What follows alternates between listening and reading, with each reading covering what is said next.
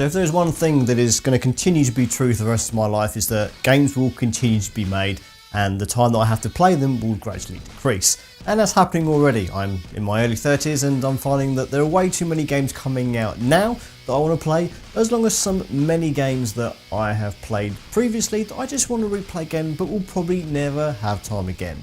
So this week I'm going to talk about 5 of those games/series that I really would like to have another go at and play from start to finish, but I know full well that I will probably never have the chance again.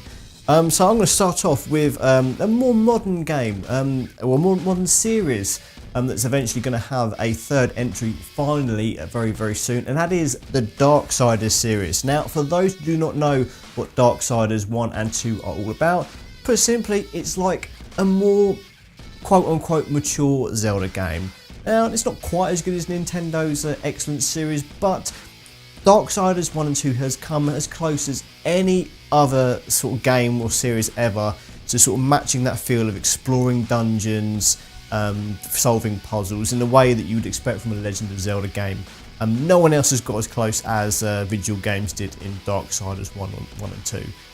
It's an interesting story of the sort of to do with sort of the apocalypse, the end of the world, the battle between the realms of angels, demons and mankind stuck in the middle, and it's a really interesting story full of twists and turns. The first game is all about you play as War, who is sort of almost put on trial for starting the apocalypse early, even though he had nothing to do with it, and it's sort of a deeper intrigue and mystery of who started it and what happened. And the second game is all about Death, who is another horseman of the apocalypse, who is basically trying to clear War's name.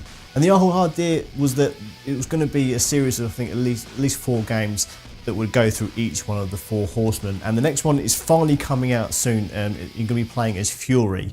And already, from what I've seen so far, there's been some very early gameplay. It looks really amazing.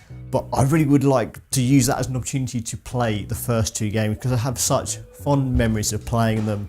I remember going to a preview event for Darksiders 2, going to THQ's offices in Woking and playing the game all day, just having a big pair of headphones on and just playing an early build of the game. I think it was like a 6-hour day, and just having an absolute blast, being fully immersed in this sort of purple lit room. Got to interview the lead director and art director behind the game, and it was such a great event. So I've got very fond memories to the Darksiders games in general, but they're amazing games that I really wish I had the chance to sort of play, especially since they've done sort of remastered versions on the Xbox One, and PS4 and so on. But yeah, definitely want to be playing those games again. Next up, we're going to go a bit further back with a third entry in the series that I really do like. Or rather, I like the second entry in the series, not so keen on the first one. But in any case, I'm talking about a SNES classic JRPG that never made it to this country, was never officially translated, and I think that needs to be rectified. And that's one of the main reasons that I have not probably going to be replaying this game for some time, and that is Seiken Densetsu 3, which is the sequel to one of my favourite games of all time, Secret of Mana. Now, I love Secret of Mana. I played the original game. I bought it for my SNES for £5 at a boot fair, and it's probably one of the best value games I've ever played in my life, because that game has stuck with me for all these years. And then when I found out that a new game was coming, a third game that was in Japan and it would hopefully come to the West and be just as good as Secret of Mana, that obviously didn't happen. It never came out in the proper English. Eventually, through the end of the 90s, early 2000s, someone finally took the time to unofficially translate Seiken Densetsu 3 into Secret of Mana 2. And being that at the time this came out, I was still in high school, I think it may have been a good summer holiday that I spent just playing that game from start to finish, and I absolutely loved it. But that was 15, nearly 20 years ago, and I have forgotten everything to do with that game. And I really would like an excuse to just play that game from start to finish again. I mean, it's a game that has multiple sort of paths and and there's so many different characters and parties you can make up and mix and match. And I'm just looking for the definitive version of that game. You know, we're getting, at the time I'm recording this, we're getting the Secret of Mana remake very, very soon. There's already been a Secret of Mana collection on the Switch in Japan. I just want an English version of this game that I can play on something like a Nintendo Switch, which would be just perfect. You know, if JRPGs now, I just want to play them on Switch because I've always got that console with me. It's a nice big screen and it's just such an enjoyable thing where I can just sort of play it for a little bit, put it on sleep, and then come back to it later. And I just wish that I had time to play it. But you know, if they ever did a new version translated on the Switch, I'll be a very happy man indeed. Which brings me on to another SNES JRPG that in a similar situation back in the 90s, discovering emulation and finding this game out, and I played so much of it, but it was so long ago, and that is Earthbound, or Mother 2 if you're Japanese. It didn't come out in Europe on the SNES. You know, we didn't actually see a fully official release of the game legally until the recent years when it was on the Virtual Console, on the Wii U, and of course 3DS. And Earthbound is a game that has it looked ugly at the time, and it still looks ugly now, but the gameplay is still really, really good. Although it's come out on Virtual Console on the 3DS and the Wii U, again, I'd really love a Switch version of that game. What I like about it, it goes against the grain of JRPGs, where you have this sort of, not a fantasy setting, it's all set in sort of a quote-unquote modern American town, and the story reflects that, and everything to do with the game reflects that. Even the weapons are things like baseball bats and yo-yos. I'm not an incredibly massive fan of some of the very archaic mechanics. Some of it seems very Dragon Quest-like in terms of even talking to somebody. Most of the time you've got to sort of go through a menu and press talk. But I think there is, if I remember correctly, there is press the L button to talk to people as well. But I sort of don't like having to do menus to do things, if you know what I mean. Simple things like moving around and talking, it's a bit frustrating. But I would just love a chance to just play that game again, hopefully on the Switch.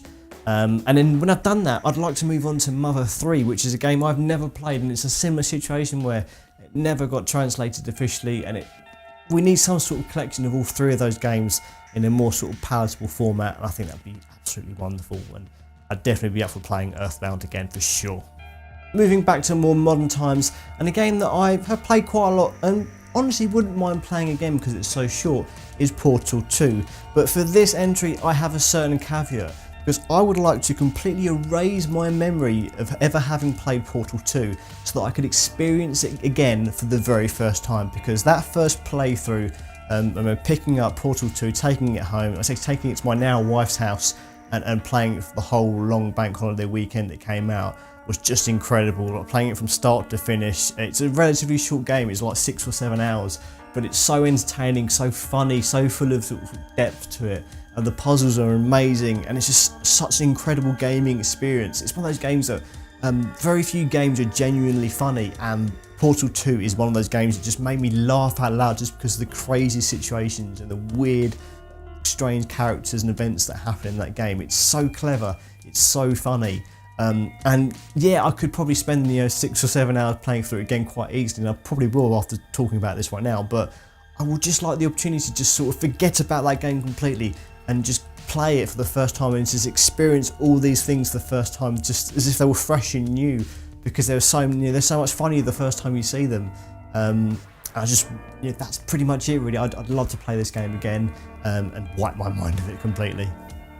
So I'm going to finish off with another classic game that I've played a lot of, and I've played plenty of times, but it's been so long since I last played it that I wouldn't mind playing it again, and that is the original Legend of Zelda on the Nintendo Entertainment System. It is a true classic, without a shadow of a doubt. I have some fond memories of playing it around a friend's house when I was like 7 or 8 years old, trying to figure out some of the puzzles. At the time it didn't make much sense to me, I was probably a bit too young to understand what was going on, but it was still incredible fun. And playing Breath of the Wild on Switch recently, which shares a lot of sort of similarities with the original Legend of Zelda in terms of the themes of exploration and discovery, and how the sort of almost brutal that game is at not sort of telling you entirely what you're meant to do.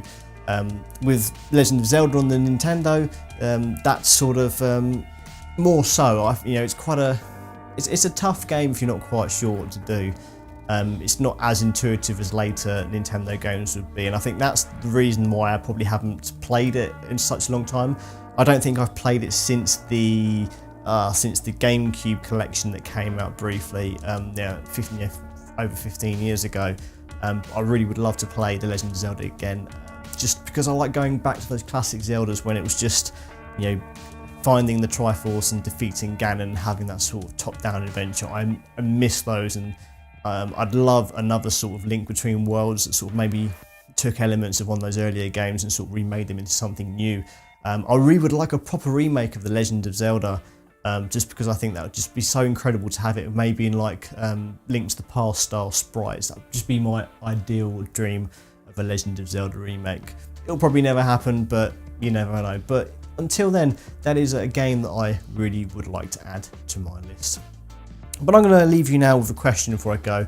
I would like you to tell me what games that you want to replay, but know that you probably won't be able to due to time, or you just find them too archaic to play these days. Please let me know down in the comments, and I would love to hear from you and start a little discussion down in the comments.